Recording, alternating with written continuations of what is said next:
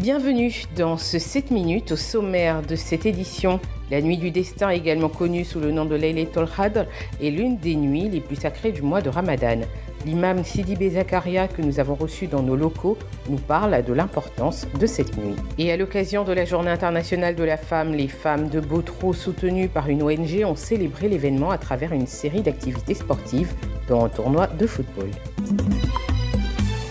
Le Ramadan 2025 a débuté le 1er mars et devrait se poursuivre jusqu'au 29 mars. Parmi les temps forts de ce mois de jeûne, on retrouve la nuit du destin ou Laylatul Qadr. Il s'agit de l'une des nuits les plus importantes de la religion musulmane. Pendant cette nuit sainte, les musulmans prient jusqu'à l'aube.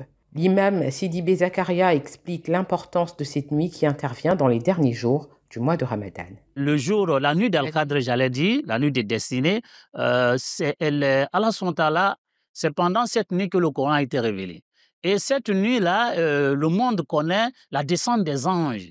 Et c'est une nuit qui est vraiment bénie, pendant laquelle toutes les décisions de l'année sont prises. La nuit du destin sera célébrée en Côte d'Ivoire dans la nuit du mercredi 26 au jeudi 27 mars 2025. Le jeudi 27 mars est donc déclaré jour férié et chômé sur toute l'étendue du territoire national.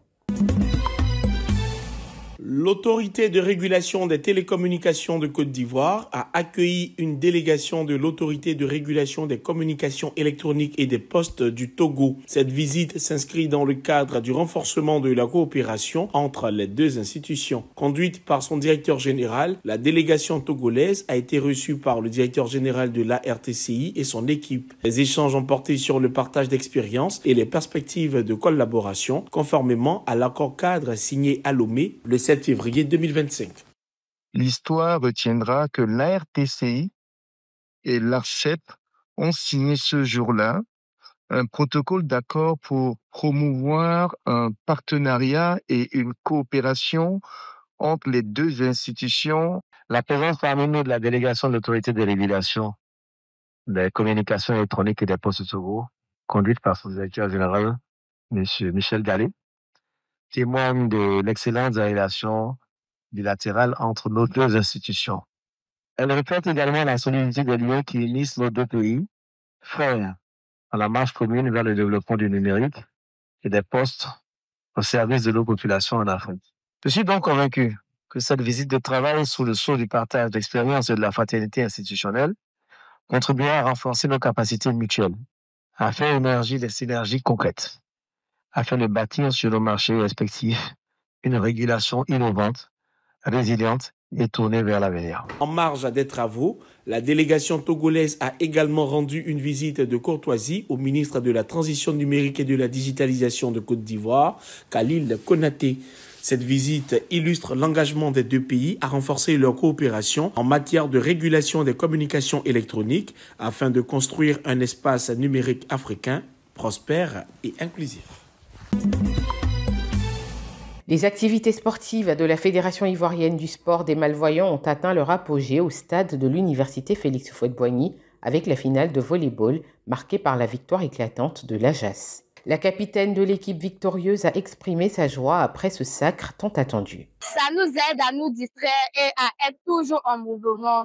C'était bien prévu. Puis nous sommes très contents car nous on a gagné. La présidente de la FISMA a salué le bon déroulement des activités tout en soulignant les défis à surmonter pour améliorer la discipline. Au niveau des infrastructures, si la saison s'est allongée jusqu'en 2025, c'est certainement à cause du problème d'infrastructure. Nous ne disposons pas d'infrastructures adaptées pour les personnes en situation de handicap. Donc tout cela pose un obstacle aussi au bon déroulement de la saison. Quand ils ont le bilan de la saison 2024, il vient de s'achever par un vainqueur qui est l'équipe d'Azamsi en Gabon. La FISMA prévoit de continuer ses efforts pour promouvoir l'inclusion à travers le sport et améliorer les conditions des athlètes malvoyants. L'ONG PEVE Petite Enfance Vulnérable d'Emma, dirigée par Madame Boni Amani Emma, marraine de la cérémonie, et les femmes de Botro ont célébré la Journée internationale de la femme à travers le sport. Jusque-là, pour pouvoir permettre à nos mamans de prendre conscience, on a institué les pagnes.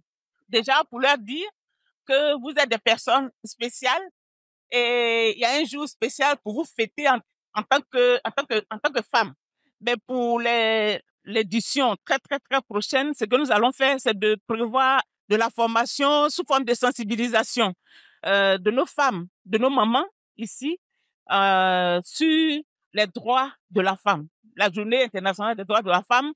Comment est-ce que c'est né, les acquis jusqu'à ce jour, et puis particulièrement pour la Côte d'Ivoire. Le maire de Botoro a souligné l'importance de la femme dans son programme de développement. La femme est au cœur de notre programme. Vu le programme que nous avions concocté, l'autonomisation des femmes est une affaire importante pour le conseil municipal que je dirige. Le maire a également lancé un appel à la population en vue des prochaines élections présidentielles. La journée a débuté par un footing matinal et s'est conclue par un tournoi de football à 8 équipes. L'équipe de Diabo a remporté la finale 2-0 contre celle de Botoro Village. Le thème de cette édition était « Droits de la femme en Côte d'Ivoire, 30 ans après Beijing, réalisation et stratégie pour l'avenir ». Voilà qui met fin à cette édition. Merci de l'avoir suivi. L'information continue sur cette info et sur www.cetinfo.ci.